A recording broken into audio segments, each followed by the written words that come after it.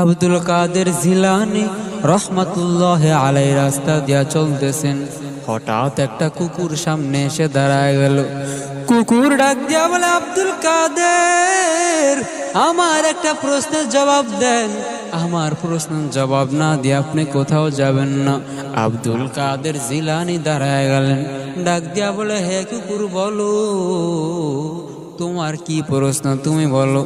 এইবার কুকুর ডাক দিয়া বলে, হে আব্দুল কাদের জিলানী, বলেন বলেন আপনি ভালো নাকি আমি কুকুর ভালো?